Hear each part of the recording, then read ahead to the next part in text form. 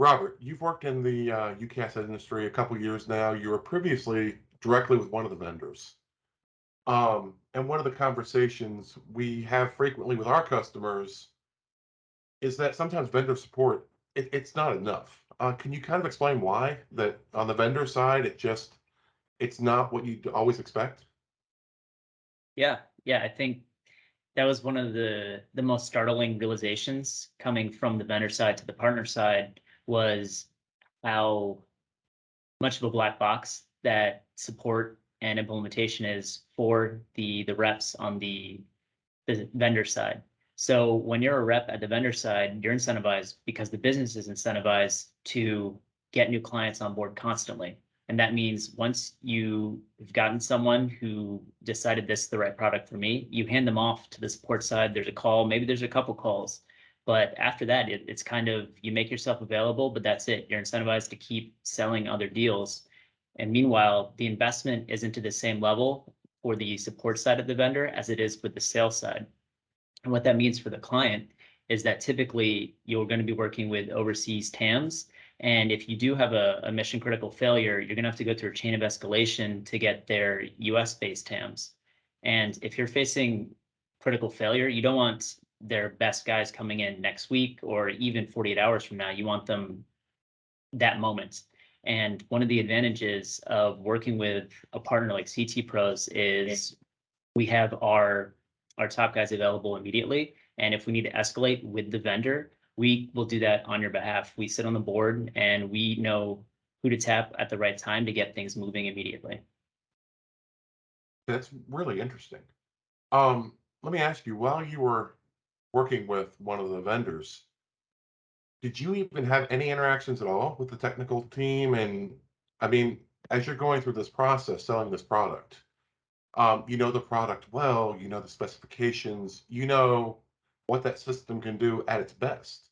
But did you ever actually, see some of these implementations on the backside or get to interact with customers afterwards? Or was it all just move on to the next deal?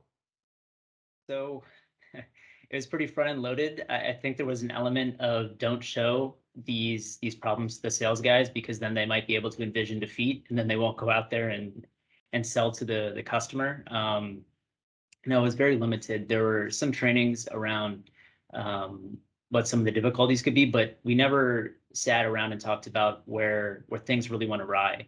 And that's one of the things that ate me up a little bit about attaching my name to the product the vendor was selling when there would be those failures in implementation. That's my name attached. And how come we're not doing a good job? What I viewed as holding up our end of the bargain. And you're right that it is that black box that you've handed it off. You have a couple calls to hand it off, but that's about it. I knew where our support people sat in the office, but it was a different floor, and we weren't encouraged to have really close ties with them. So it goes back to that whole process idea of you want the same people involved from day one when you're going through the project to the end, not handing off several times because no matter how good a team is, there's going to be miscommunications. The ball's going to get dropped somewhere when you're handing things off.